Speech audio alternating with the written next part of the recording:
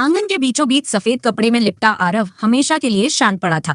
कुछ दिन पहले तक जो लड़का पूरे परिवार की मुस्कान था, आज उसी की अंतिम यात्रा की तैयारी हो रही थी। काव्या की आंखों से आंसू रुकने का नाम नहीं ले रहे थे। वह बार बार आरव के पास जाकर उसका चेहरा सहला रही थी।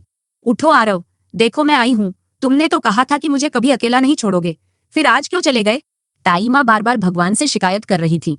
हे भगवान, अगर किसी को ले जाना ही था तो मुझे ले जाते। इस घर के जवान बेटे को क्यों छीन लिया? लेकिन इस पूरे माहौल में एक चेहरा ऐसा भी था जो रो नहीं रहा था। वह था सूरज। उसकी आंखों में आंसू नहीं थे।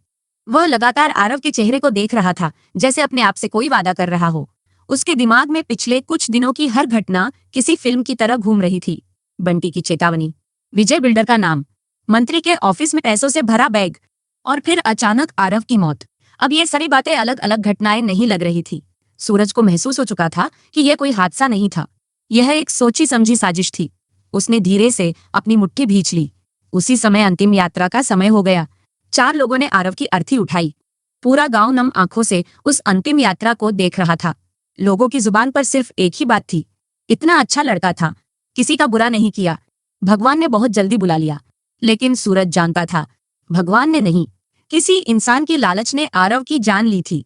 श्मशान घाट पहुंचते ही माहौल और भी भारी हो गया। लकड़ियां सजाई गईं। आरव को चिता पर लिटाया गया। पंडित ने अंतिम संस्कार की रस्में शुरू करवाईं। काव्या की चीखें पूरे श्मशान में गूंज उठीं। वह बार बार आगे बढ़ने की कोशिश कर रही थी। मुझे भी उसके साथ जाने दो, मैं उसके बिना नहीं जी सकती। लोगों ने किसी तरह उसे संभाला। सूरज के हाथों में अग्नि दी गई। उसने कांपते हुए हाथों से चिता को अग्नि दी। जैसे ही आग की पहली लपट उठी, वैसे ही सूरज के अंदर भी कुछ जल उठा। वह सिर्फ अपने भाई को नहीं खो रहा था, उसका भरोसा भी उसी आग में जल रहा था। उसे याद आया कि उसने हमेशा कानून पर भरोसा किया। उसे लगा था कि सच की जीत होती है, लेकिन आज सच हार गया था और झूठ जीत गया था। चिता की लपटें आसमान छू रही थी। सूरज लगातार उन्हें देख रहा था। कुछ सेकंड बाद उसने मन ही मन एक ऐसी कसम खाई जिसने उसकी पूरी जिंदगी बदल दी। आरव, मैं वादा करता हूँ, जिन्होंने तुम्हें मुझसे छीना है उन्हें कानून के सामने झुकाकर रहूंगा। अगर इस दुनिया में न्याय अभी भी जिंदा है तो मैं उसे साबित करके रहूंगा। उसके चेहरे पर पहली बार दर्द की जगह दृढ़ता दिखाई देने लगी। अंतिम संस्कार खत्म हुआ। पूरा परिवार भारी मन से वापस हवेली लौट आया, लेकिन दुख खत्म होने का नाम नहीं ले रहा था। जैसे ही सूरज घर पहुंचा, अस्पताल से फोन आया। फोन सुनते ही उसके पैरों तले जमीन खिसक गई। डॉक्टर ने बताया, अरविंद जी की तबीयत अचानक फिर बिगड़ गई है। सूरज बिना एक पल गंवाए अस्पताल की तरफ भागा। आईसीयू के बाहर डॉक्टर गंभीर चेहरे के साथ खड़े थे। हमने पूरी कोशिश की है, लेकिन उन्हें इतना गहरा सदमा लगा कि उनका दिमाग इस दर्द को सह नहीं पाया। सूरज की धड़कनें तेज हो गई। डॉक्टर, पापा ठीक तो हो जाएंगे ना? डॉक्टर ने कुछ पल चुप रहने के बाद कहा, फिलहाल उनकी जान खतरे से बाहर है, लेकिन वे गहरे कोमा में चले गए हैं। कब होश आएगा यह कहना मुश्किल है। यह सुनते ही सूरज कुर्सी पर बैठ गया। उसे लगा जैसे उसकी दुनिया एक ही दिन में पूरी तरह बिखर चुकी है। एक भाई हमेशा के लिए चला गया, पिता जिंदगी और मौत के बीच फंस गए, और पूरा परिवार उसकी तरफ उम्मीद भरी नजरों से देख रहा था। उस रात सूरज अस्पताल के कॉरिडोर में अकेला बैठा रहा। नींद उसकी आंखों से कोसों दूर थी। उसी दौरान उसके फोन पर एक अनजान नंबर से मैसेज आया, अगर अपने परिवार को बचाना चाहते हो तो विजय बिल्डर और मंत्री के खिलाफ जाने की गलती मत करना, वरना अगली तस्वीर किसी और की होगी। मैसेज पढ़ते ही सूरज की आंखों में खून उतर आया। अब उसे पूरा यकीन हो चुका था कि यह सब सिर्फ जमीन का विवाद नहीं था। इसके पीछे बहुत बड़े लोग थे, बहुत ताकतवर लोग, जो पैसों के लिए किसी की भी जान ले सकते थे। लेकिन उन्होंने एक गलती कर दी थी। उन्होंने सूरज के परिवार को छुआ था। सूरज ने मोबाइल कसकर पकड़ लिया। उसने मैसेज डिलीट नहीं किया, बल्कि उसे सबूत की तरह सेव कर लिया। फिर उसने आसमान की तरफ देखा और धीमी आवाज में कहा, तुम लोगों ने आरव को मारकर यह समझ लिया कि कहानी खत्म हो गई, लेकिन नहीं, असली कहानी तो अब शुरू होगी। अब मैं सिर्फ एक भाई नहीं, इंसाफ की लड़ाई लड़ने वाला इंसान हूँ, और जब तक तुम्हें तुम्हारे हर गुनाह की सजा नहीं मिलती, तब तक मैं चैन से नहीं बैठूंगा। अस्पताल की खामोश रात में सूरज की यह कसम किसी तूफान की पहली आहट बन चुकी थी। उसे नहीं पता था कि आने वाले दिनों में उसकी यह लड़ाई सिर्फ अपराधियों से नहीं होगी, बल्कि उस पूरे सिस्टम से होगी जो सच को दबाने और झूठ को बचाने में लगा हुआ था। अब एक तरफ था कानून और दूसरी तरफ था भ्रष्टाचार का साम्राज्य। सूरज अभी भी कानून पर भरोसा कर रहा था, लेकिन उसे बिल्कुल अंदाजा नहीं था कि बहुत जल्द यही कानून उसके खिलाफ खड़ा होने वाला है। आरव की चिता की राख अभी पूरी तरह ठंडी भी नहीं हुई थी कि सूरज ने अपने दर्द को आंसुओं में बहाने के बजाय एक मिशन में बदल दिया। उसने खुद से एक ही वादा किया था, इस बार गुस्सा नहीं, सबूत बोलेंगे। अगर मंत्री और विजय बिल्डर ने सचमुच उसके परिवार को बर्बाद किया है तो उन्हें अदालत के कटघरे तक पहुंचाना ही उसका लक्ष्य होगा। अगली सुबह सूरज अपने आईएएस ऑफिस पहुंचा। उसके चेहरे पर पहले जैसी शांति नहीं थी, लेकिन उसकी आंखों में एक नई दृढ़ता दिखाई दे रही थी। वह जानता था कि सामने वाला दुश्मन सिर्फ एक बिल्डर नहीं, बल्कि राजनीति और पैसों का ऐसा गठजोड़ था जो पूरे सिस्टम को अपनी उंगलियों पर नचाता था। उसने सबसे पहले उस जमीन से जुड़ी फाइलें निकलवाई जिसके विवाद ने पूरे परिवार की जिंदगी बदल दी थी। फाइलों के पन्ने पलटते पलटते उसे कई ऐसी मंजूरियां मिली जो नियमों के खिलाफ थी। कई दस्तावेजों पर तारीखें बदली गई, कुछ सरकारी मोहरें नकली लग रही थी, और सबसे बड़ी बात, जिन अधिकारियों के हस्ताक्षर होने चाहिए थे उनमें कई लोगों ने लिखित बयान दिया था कि उन्होंने कभी ऐसी किसी फाइल पर साइन ही नहीं किए। सूरज समझ चुका था कि यह सिर्फ भ्रष्टाचार नहीं था, बल्कि पूरे विभाग में फैला हुआ एक संगठित खेल था। उसने अपने भरोसेमंद अधिकारियों की एक छोटी सी टीम बनाई। हर किसी को अलग अलग जिम्मेदारी दी गई। किसी को बैंक ट्रांजैक्शन की जांच करनी थी, किसी को बिल्डर की संपत्तियों का रिकॉर्ड निकालना था, तो किसी को मंत्री के करीबी लोगों की गतिविधियों पर नजर रखनी थी। दिन गुजरते गए। धीरे धीरे सबूतों की एक लंबी श्रृंखला सामने आने लगी। कई फर्जी कंपनियों के नाम पर करोड़ों रुपए ट्रांसफर किए गए थे। गरीब किसानों की जमीन कौड़ियों के नाम खरीदी गई और बाद में करोड़ों में बेची गई। सरकारी अधिकारियों को रिश्वत देकर नक्शे पास करवाए गए। और सबसे चौंकाने वाली बात, हर फाइल के पीछे किसी न किसी तरह मंत्री का प्रभाव साफ दिखाई दे रहा था। सूरज ने सारी जानकारी एक अलग डिजिटल फोल्डर में सुरक्षित करनी शुरू कर दी। वह जानता था कि अगर ये सबूत लीक हो गए तो पूरा मामला खत्म हो जाएगा। लेकिन दूसरी तरफ मंत्री भी चुप नहीं बैठा था। उसके लोगों ने सूरज की हर गतिविधि पर नजर रखनी शुरू कर दी थी। एक रात मंत्री के बंगले पर गुप्त बैठक हुई। कमरे में विजय बिल्डर, मंत्री और उनके कुछ खास लोग बैठे थे। विजय बिल्डर घबराया हुआ बोला, अगर सूरज कोर्ट पहुंच गया तो हम सब खत्म हो जाएंगे। उसके पास बहुत कुछ पहुंच चुका है। मंत्री कुर्सी पर पीछे टिककर मुस्कुराया, तुम अभी भी उसे एक अफसर समझ रहे हो। राजनीति में सच नहीं, ताकत जीतती है। विजय ने पूछा, तो अब क्या करेंगे? मंत्री ने मेज पर उंगलियां थपथपाई और धीरे से कहा, जब दुश्मन को हराना मुश्किल हो तो उसे खेने ही मत दो। कमरे में बैठे सभी लोग उसकी ओर देखने लगे। मंत्री की आंखों में एक खतरनाक चमक थी। सूरज कोर्ट पहुंचे उससे पहले उसकी कुर्सी छीन लो। अगले ही दिन राजधानी में फोन पर फोन होने लगे। ऊपर बैठे बड़े अधिकारियों तक संदेश पहुंच गया। कुछ घंटों के अंदर कई फर्जी शिकायतें तैयार कर दी गईं। कहीं लिखा गया कि सूरज ने अपने अधिकारों का दुरुपयोग किया। कहीं आरोप लगाया गया कि उसने सरकारी गोपनीय दस्तावेज अवैध तरीके से हासिल किए। कुछ गवाह भी तैयार कर दिए गए जिन्होंने पैसों के लालच में झूठे बयान दे दिए। पूरा खेल इतनी सफाई से खेला गया कि बाहर से देखने वाला यही समझे कि सूरज ही दोषी है। इधर सूरज को इस साजिश की भनक तक नहीं थी। वह लगातार सबूतों को व्यवस्थित कर रहा था। उसे पूरा विश्वास था कि 2 दिन बाद वह हाई कोर्ट में याचिका दायर करेगा। लेकिन किस्मत ने उसके लिए कुछ और ही तय कर रखा था। सुबह सुबह उसके ऑफिस के बाहर कई सरकारी गाड़ियां आकर रुकी। एक वरिष्ठ अधिकारी हाथ में फाइल लिए अंदर आया। पूरा ऑफिस खड़ा हो गया। सूरज ने सम्मान से उनका स्वागत किया, लेकिन अधिकारी के चेहरे पर कोई भाव नहीं था। उन्होंने बिना कुछ कहे एक लिफाफा सूरज की ओर बढ़ा दिया। यह आदेश ऊपर से आया है। सूरज ने लिफाफा खोला। पहली लाइन पढ़ते ही उसका चेहरा बदल गया। आपको तत्काल प्रभाव से भारतीय प्रशासनिक सेवा से सेवा मुक्त किया जाता है। कुछ सेकंड के लिए पूरा कमरा शांत हो गया। सूरज को यकीन ही नहीं हुआ। उसने पूरी फाइल पढ़ी। उस पर भ्रष्टाचार, अधिकारों के दुरुपयोग और अनुशासनहीनता जैसे गंभीर आरोप लगाए गए थे। वह जोर से बोला, यह झूठ है, मेरे खिलाफ एक भी सबूत नहीं है। लेकिन सामने खड़े अधिकारी ने सिर्फ इतना कहा, हमें आदेश का पालन करना है। ऑफिस के कर्मचारी भी हैरान थे। जिस अफसर की ईमानदारी की मिसाल दी जाती थी, आज उसी पर भ्रष्टाचार का आरोप लगाया जा रहा था। सूरज ने अपने केबिन की ओर देखा। दीवार पर लगा तिरंगा, टेबल पर रखा नेम प्लेट और वह कुर्सी जिसे पाने के लिए उसने सालों मेहनत की थी, आज सब उससे छीन लिया गया था। वह धीरे धीरे बाहर निकला। जैसे ही उसने ऑफिस की सीढ़ियां उतरी, उसका फोन बज उठा। स्क्रीन पर कोई नंबर नहीं था। उसने कॉल उठाई।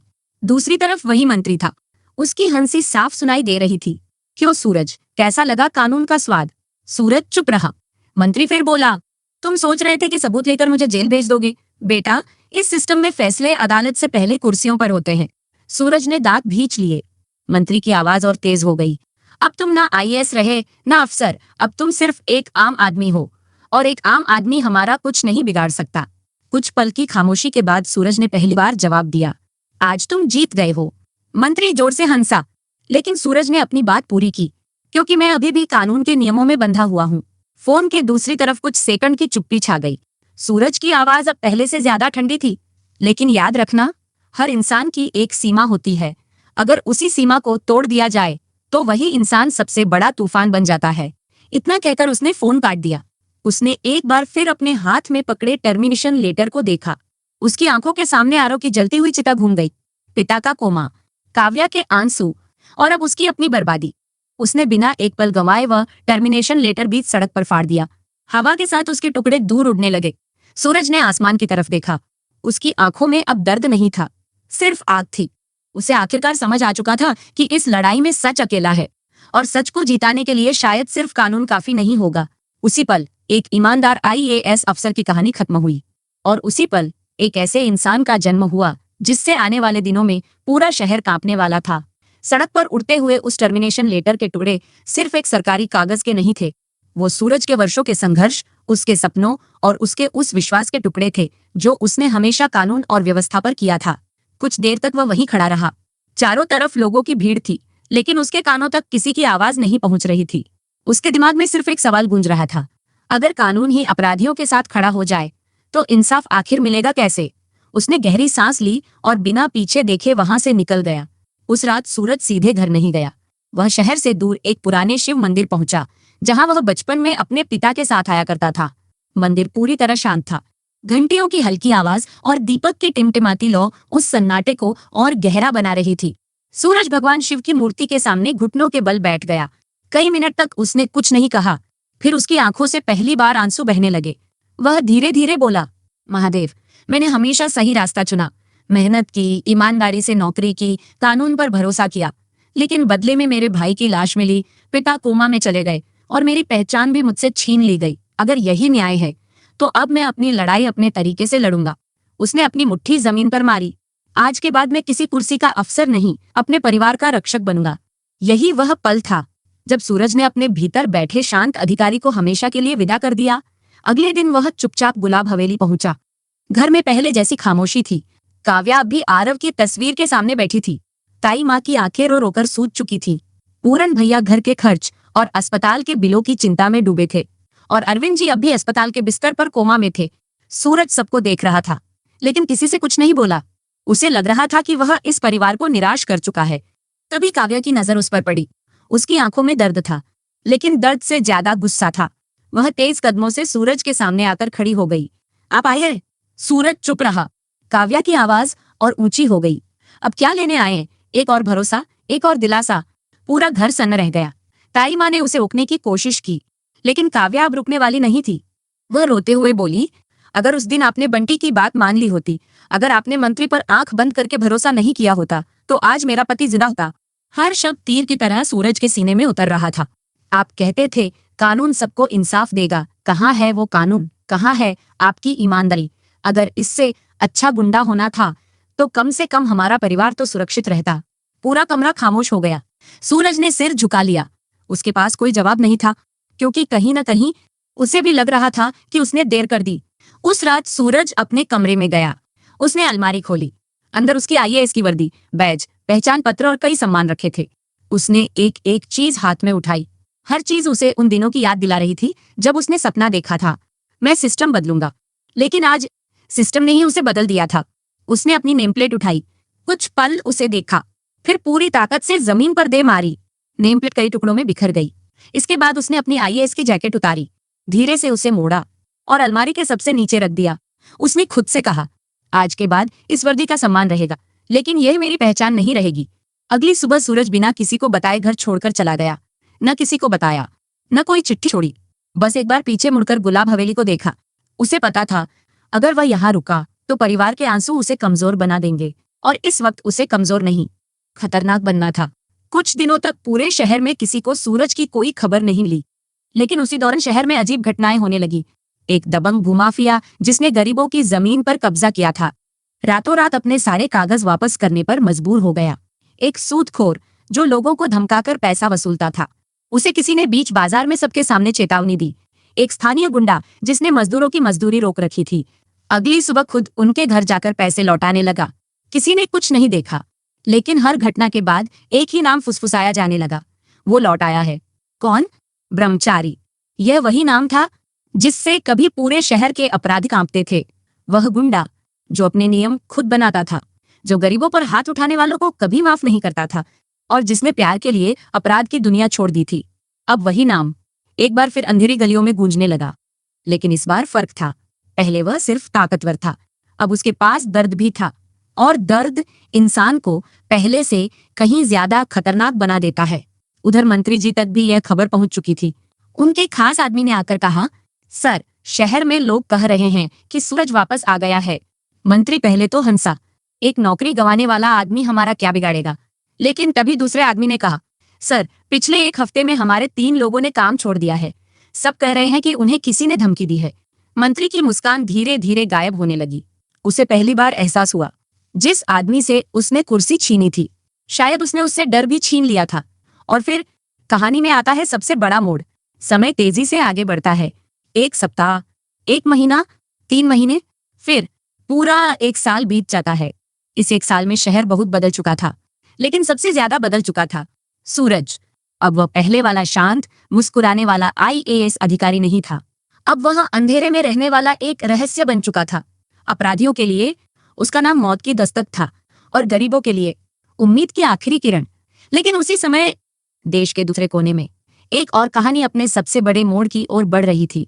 एक लड़की जो अपने सपनों को पूरा करने के लिए दिन रात संघर्ष कर रही थी। उसे अभी तक यह भी नहीं पता था कि उसके अपने घर की दुनिया पूरी तरह बदल चुकी है। वह लड़की थी ईशा, और बहुत जल्द उसकी जिंदगी का सबसे बड़ा इम्तिहान शुरू होने वाला था। पूरा 1 साल बीत चुका था। इस 1 साल में ईशा ने खुद को सिर्फ एक लक्ष्य के लिए जिया था, IPS अधिकारी बनना। जब भी थकान उसे तोड़ने की कोशिश करती, वह सूरज की बातें याद करती। ईशा, बस एक बार वर्दी पहनकर मेरे सामने आ जाना, उस दिन मुझे लगेगा कि हमारी सारी मेहनत सफल हो गई। यही शब्द उसकी ताकत बन गए थे। कठिन ट्रेनिंग, नींद रहित रातें, कई किलोमीटर की दौड़, हथियारों की ट्रेनिंग, कानून की पढ़ाई, मानसिक परीक्षा, हर चुनौती को उसने मुस्कुराकर स्वीकार किया, क्योंकि उसे विश्वास था कि उसके परिवार की दुआएं हमेशा उसके साथ हैं। आखिरकार वह दिन भी आ गया जिसका उसे वर्षों से इंतजार था। परेड ग्राउंड में सभी प्रशिक्षु अधिकारी अपनी नई वर्दी पहनकर खड़े थे। सूरज की कही हुई बात उसके कानों में गूंज रही थी, मैं अगली बार सिर्फ एक IPS अफसर से बात करूंगा। ईशा की आंखें नम हो गईं। जैसे ही उसके कंधों पर स्टार लगाए गए, पूरा मैदान तालियों की गूंज से भर उठा। उसने गर्व से सलामी दी। आज वह सिर्फ ईशा नहीं थी, वह भारतीय पुलिस सेवा की एक नई अधिकारी थी। लेकिन उस पल भी उसके मन में सबसे पहले अपने परिवार का चेहरा आया। उसे लगा, अब घर पहुंचते ही सबसे पहले सूरज मुस्कुराते हुए उसका स्वागत करेगा। आरव खुशी से उसे कंधों पर उठा लेगा। अरविंद जी गर्व से कहेंगे, देखा, मुझे पहले से पता था कि मेरी बेटी एक दिन वर्दी जरूर पहनेगी। इन कल्पनाओं ने पूरे सफर को खूबसूरत बना दिया। ट्रेनिंग खत्म होने के बाद ईशा ने सबसे पहले बाजार का रुख किया। उसने अपने परिवार के लिए छोटे छोटे तोहफे खरीदे। ताई माँ के लिए गर्म शॉल, काव्या के लिए एक खूबसूरत साड़ी, पूरन भैया के लिए घड़ी, और सूरज के लिए एक शानदार पेन। वह मुस्कुराते हुए खुद से बोली, अब मिस्टर सूरज सिंह, हर सरकारी फाइल इसी पेन से साइन करोगे। फिर उसकी नजर मिठाई की दुकान पर गई। उसे अचानक अरविंद जी की पसंद याद आ गई। उन्होंने एक बार हंसते हुए कहा था, बेटा, जब तू IPS बनकर आएगी ना, तब अपने हाथों की खीर जरूर खिलाना। बस यही याद आते ही ईशा ने सारी मिठाइयों की जगह खीर बनाने का फैसला किया। उसने खुद अपने हाथों से खीर बनाई, डिब्बे को बड़े प्यार से पैक किया।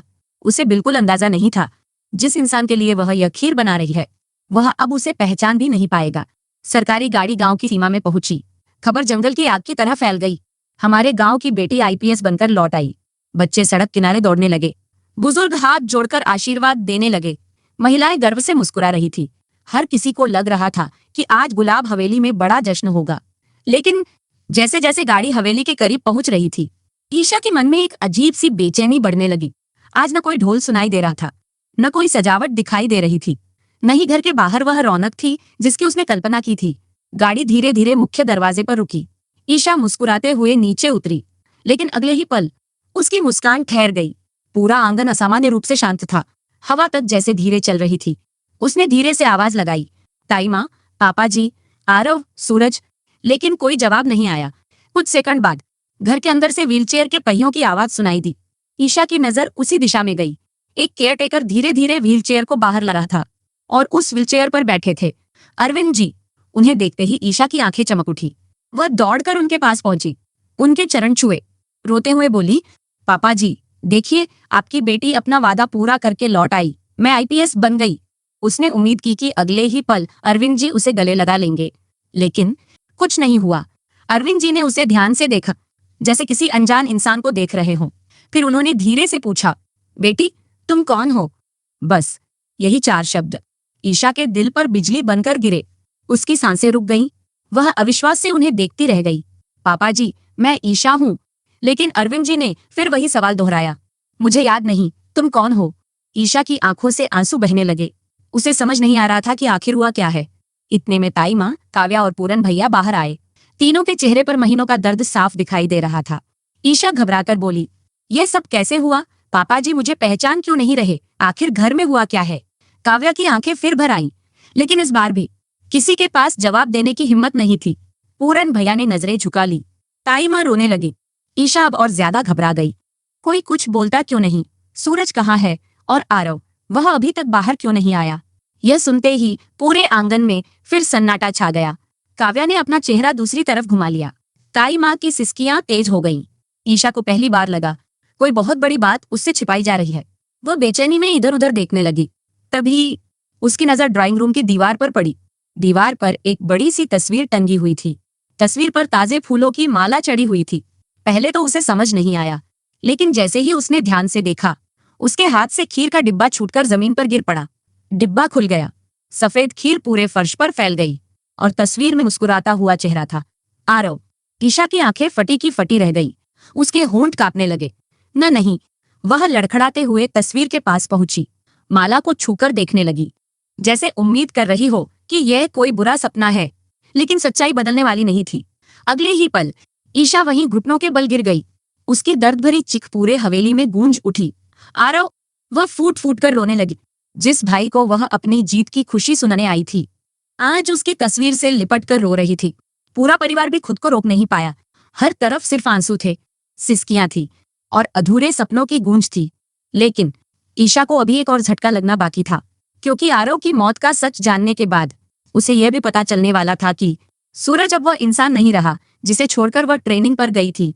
और जब उसे यह मालूम होगा कि उसका पति एक बार फिर अपराध की दुनिया में लौट चुका है, तब उसकी जिंदगी का सबसे कठिन फैसला उसके सामने खड़ा होगा। क्या वह पहले पत्नी बनेगी या एक IPS अधिकारी? इस सवाल का जवाब